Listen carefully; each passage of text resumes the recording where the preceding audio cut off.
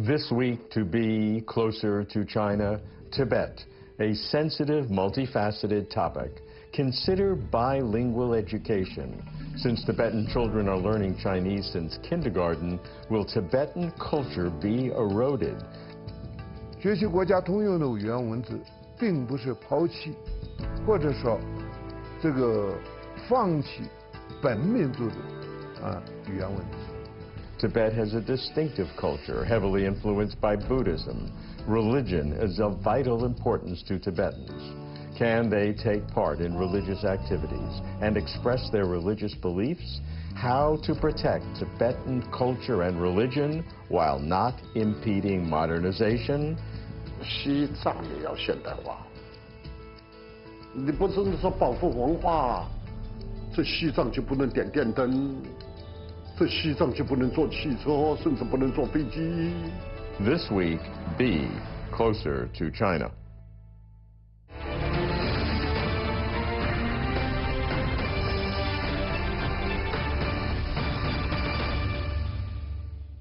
In Western ears, the word Tibet rings with a particular resonance that seems to connote a kind of repression or oppression. China's Tibet, even more so. Tibet, to be sure, is a sensitive, multifaceted topic, but what is singular and simple is the commitment of the Chinese government to alleviate all absolute poverty in Tibet, sending in substantially more resources than Tibet sends out. We have focused on education, where Tibet provides free tuition, meals, and accommodations for children from farmers' and herdsmen's families, and for children from impoverished urban families throughout 15 years of compulsory education. This week, we focus on 3 areas: bilingual education, human rights, obviously the most delicate issue, and broader rights, all of which have been underappreciated, certainly underreported. For example, how is the Tibetan language being maintained? Are religious rights being respected? How do ethnic Tibetans participate in the governance of the Tibet Autonomous Region? To understand the realities of Tibet is to be closer to China.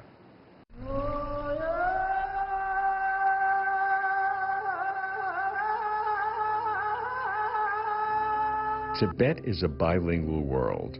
As an important symbol and carrier of Tibetan culture, the Tibetan language holds a special position among the diverse languages and cultures of China. In addition to its unique bilingual education system, Tibetan schools adopt their own characteristic courses for students to better comprehend and appreciate the magnificence of Tibetan culture. 我们古龙乡有一个那嘎村，那边有一个那嘎牧区的一个藏戏队嘛。 所以我们也是利用这样一个资源和优势，想把那个藏戏这样一个东西，反正是在我们这个学校里面，反正是就是弄起来。因为毕竟咱们这个是一个民族地方的一个学校嘛，是吧？咱们这2种那个课间操是这样，第一个是广播体操，广播体操的话是我们是星期1、3、5做那个广播体操，然后2、4、6的话。 做那个咱们的那个民族操，有时候我们会跳锅庄，所以这样交替来的话，既能够达到锻炼身体的目的，也能够在自己的那个学校里面搞一些特色吧，对，是这样。 According to the headmaster, in addition to Tibetan cultural lessons, students here take 6 to 8 hours of Tibetan language lessons among 30 class hours every week. Moreover, Tibetan calligraphy is taught so that students can improve the handwriting of their national language. 竹子做写字的话，比这钢笔或者那些要规整一点。墨水也是粗做的，为什么呢？我们也主要是在墨板上面练的时候，都是不做那个粗。黑笔的话，它本来就是黑的，所以就有点看不清楚的那，所以用我们去这边学校里提供粗，每学期或者是每周这边粗弄完了，又再提供又再买，所以给我们提供这些粗来用墨水。 Dorji is a young Tibetan calligraphy teacher, his career choice based on his great passion for the Tibetan language. 然后书法的话一周里面排3节课，他们就很喜欢练端午字体，然后到了这个星期六，他们就很开心，没上课之前就进到这个教室里面，就自己在自觉地练字。我觉得这个同学很听话，我也很喜欢给他们教一些藏文的字体。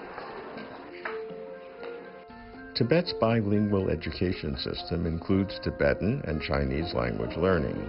Schools in Tibet have developed multiple lessons featuring Tibetan culture and language. However, it is not as easy for students to learn Chinese. In addition, the lack of a Chinese language environment, other concerns have been raised.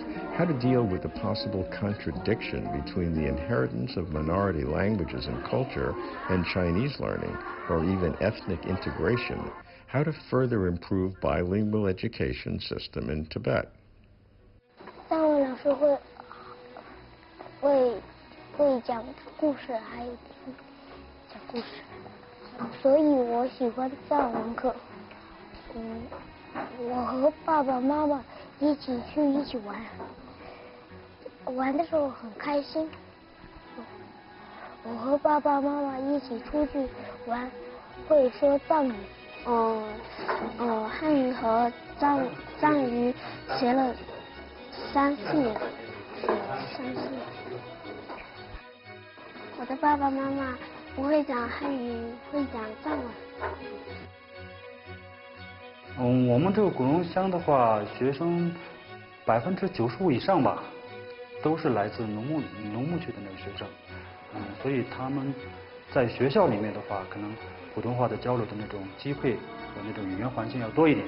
但是回到家里的话，可能怎么说呢，还是习惯于用母语来交流吧，是这样，对。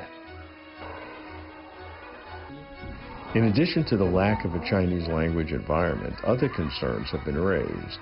How to deal with the possible contradiction between the inheritance of minority languages and culture and Chinese learning, or even ethnic integration. How to further improve bilingual education in Tibet. Why has Tibet adopted bilingual education? Is it necessary for Tibetan people to learn Mandarin? 学习国家通用的语言文字。 Learning the standard spoken and written Chinese language would enable the poor people in Tibet to master knowledge, skills, technologies to know the outside world, and build strong ties with other ethnic groups.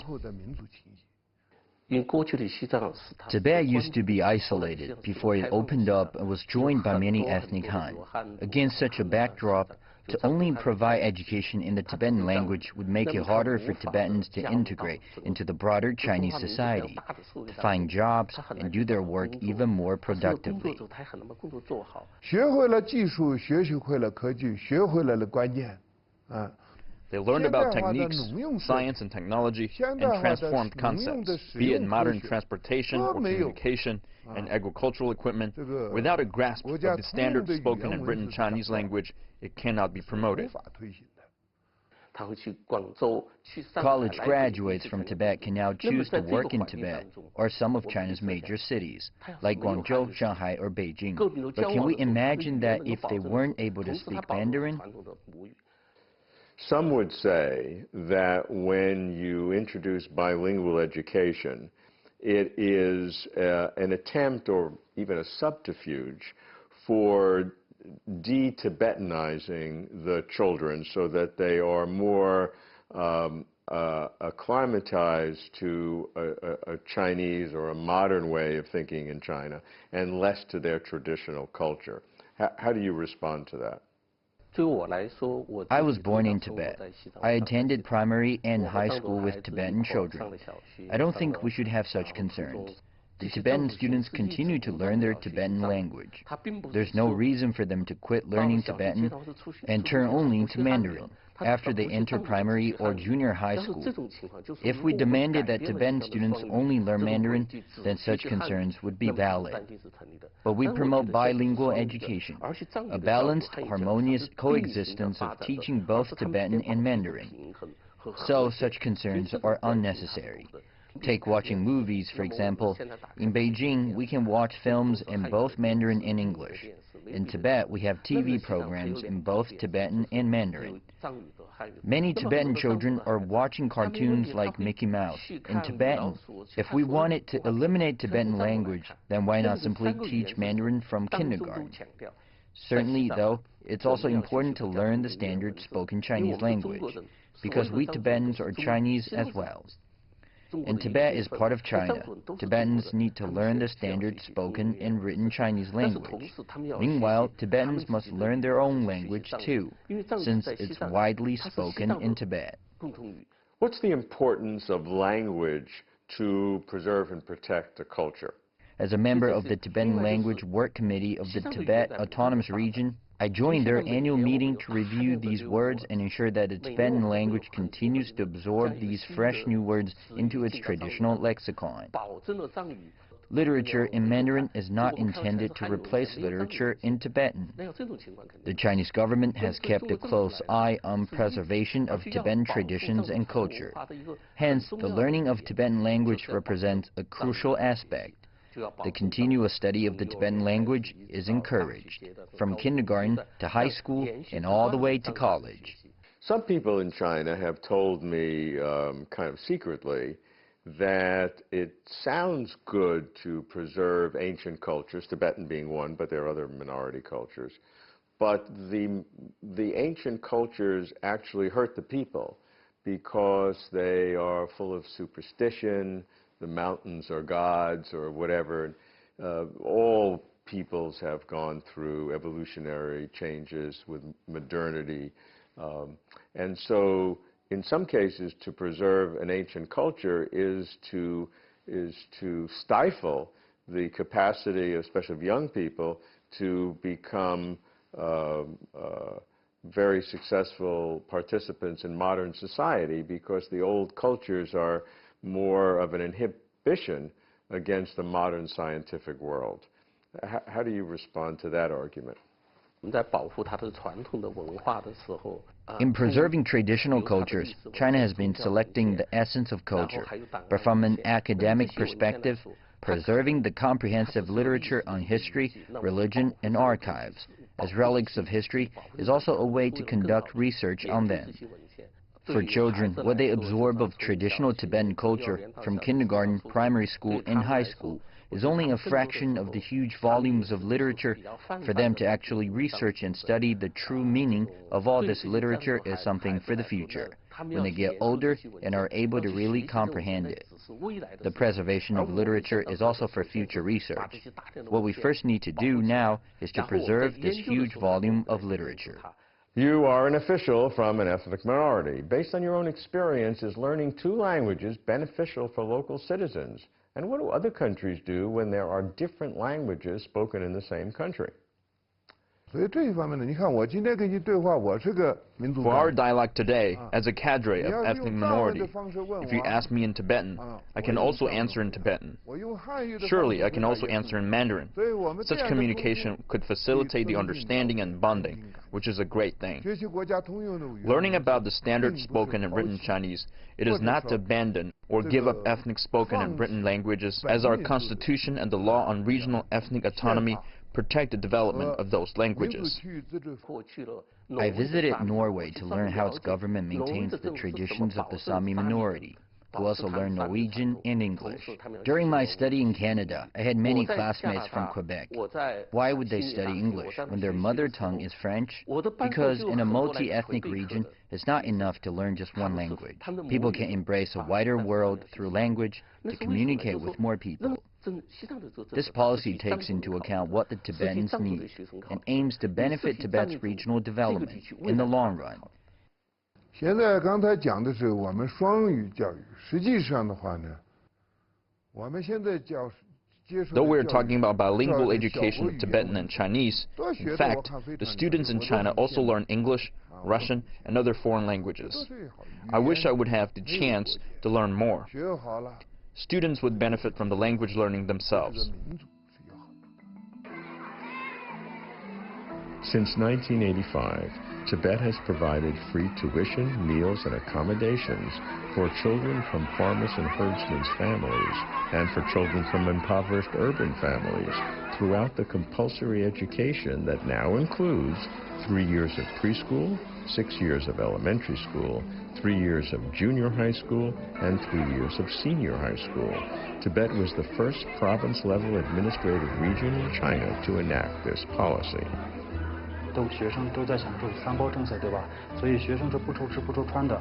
所以我们校方这块的话，中午和晚饭都是给学生提供3菜1汤，对，3个肉菜1个汤，然后这些饭菜的话是可以保证学生的一个，既能够保证学生吃饱，又能够保证学生在学校里面吃好。关注学习这块，其他根本就不用担心。 In old Tibet, education was largely the preserve of the privileged aristocracy. It was impossible for ordinary farmers and herders to get schooling. Fast forward to June 2019. There were almost 2,500 schools at all levels in Tibet, with almost 800,000 students and almost 50,000 full-time teachers. Education finance in 2018 reached about $3.66 billion, and by June 2019, more than 1.7 million students had benefited from the free tuition, meals, and accommodation policy, the average subsidy having reached $540 annually, effectively alleviating the education burden for poor families in Tibet.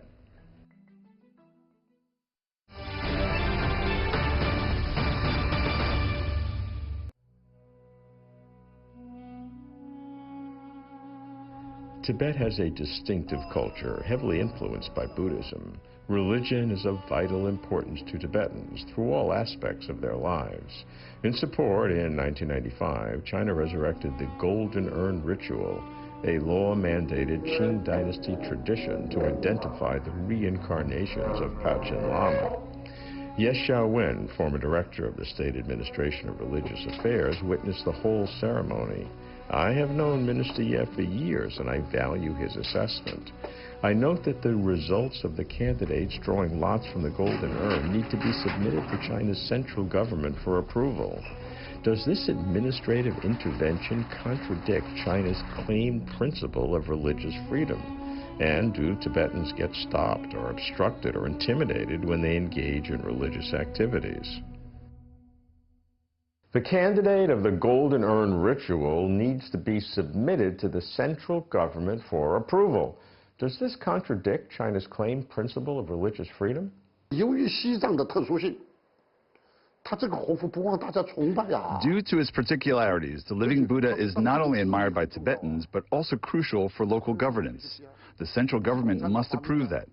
This policy wasn't invented by the CPC, as such approval has been required since the Yuan dynasty up through the end of the Qing dynasty.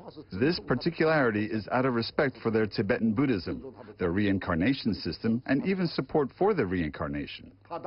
During a period of turmoil, the 14th Dalai Lama was not selected through the lot drawing from the Golden Urn. But still, chairman of the Mongolian and Tibetan Affairs Commission, in what was then the Republic of China, specifically traveled to Tibet to identify the child and then report to Chiang Kai-shek. It only became legal with Chiang Kai-shek's approval. Do Tibetans get stopped or obstructed when they engage in religious activities? 我们现在有宗教事务条例。 We have the Regulation on Religious Affairs, which aims to protect both the citizens' freedom of religious belief and the rule of law. Regardless of the religion one believes in, all Chinese citizens must follow the law. You cannot do whatever you like. When crossing the street, for example, you must stop for a red light. You cannot just cross through the red lights with your religious belief. That could get you killed by a car. The same reasoning applies. No matter what religion you believe in, when the red light is on, you should wait for the green light. This traffic rule is like the entire legal system, covering all areas. As long as it's within the legal system, one enjoys the freedom to believe in any religion, which is not obstructed. A red light may be seen as an obstruction, but they're actually for the sake of your safety. You cannot declare that driving is forbidden in a country due to its red lights, while we also have green lights. Why not consider the green lights too?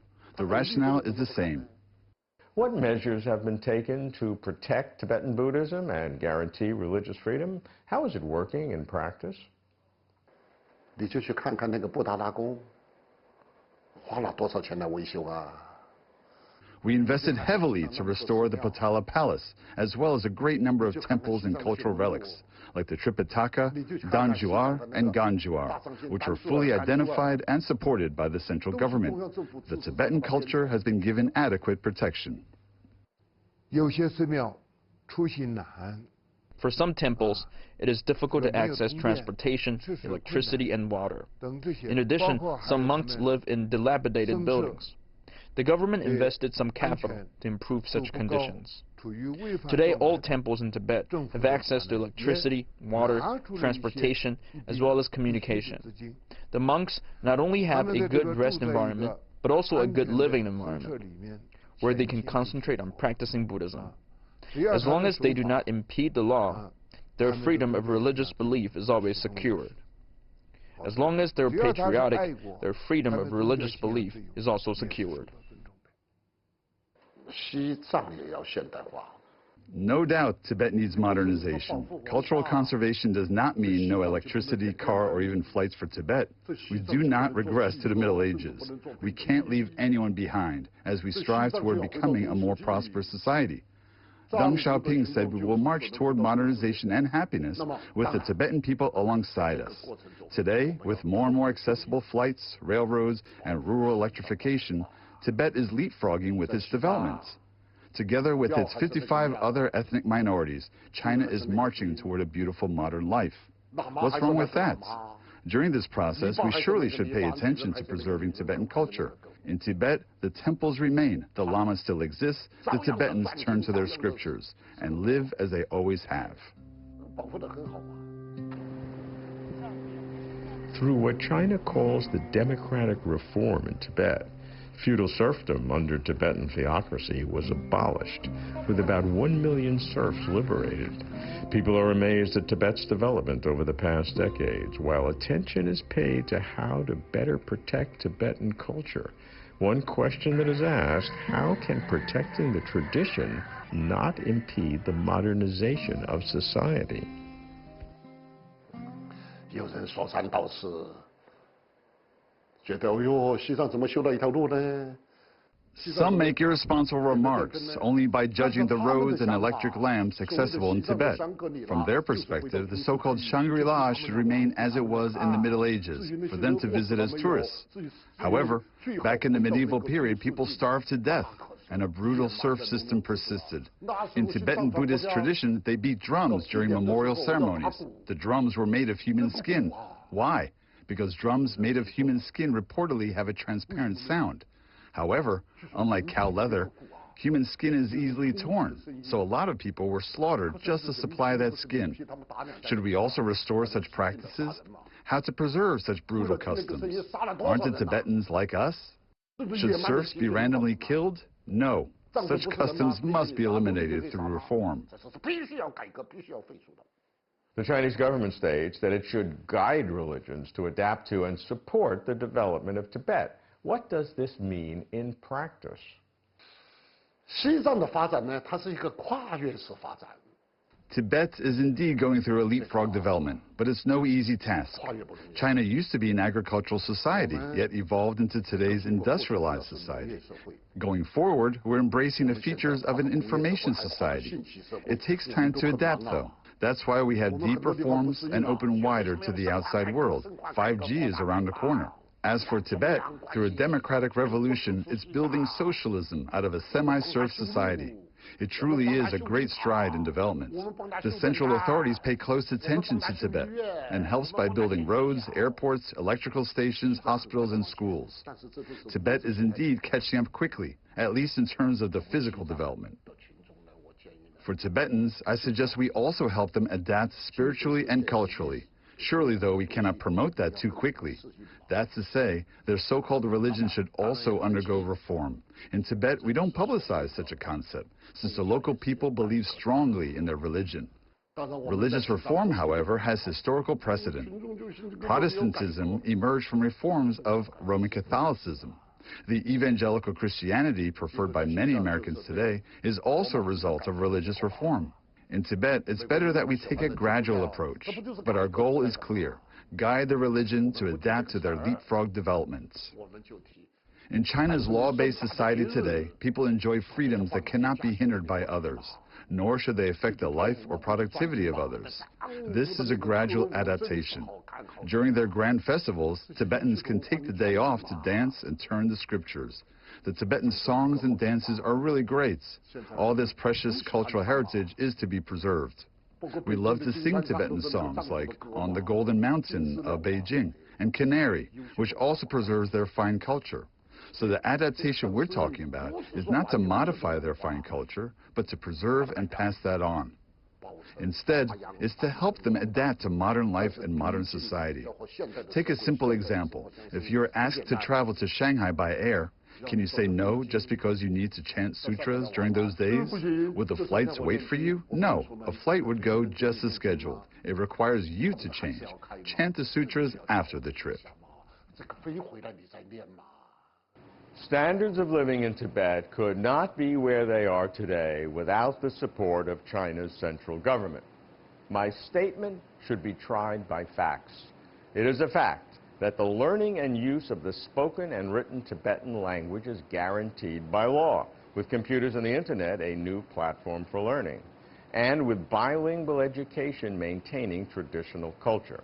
It is a fact that freedom of religion in Tibet is protected by law, and all people may freely take part in religious activities and express their religious beliefs. For example, the golden urn system for seeking out and identifying the reincarnation of living Buddhas. Moreover, for years, China has allocated substantial funds, manpower, and materials into Tibetan temples, monasteries, cultural relics, and historical sites.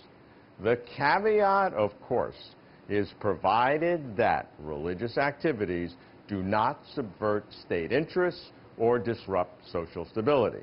It is a fact that 2 of the top leaders of Tibetan Autonomous Region are Tibetan, and Tibetans and other ethnic minorities account for over 70% of all government officials.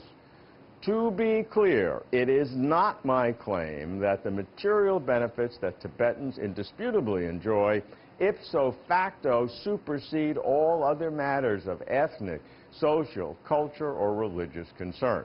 It is my claim that these broad benefits, especially for younger generations, are underreported and underappreciated. That said, the situation is not perfect. The Chinese government has a responsibility to make sure that what is law is what is reality. That's closer to China.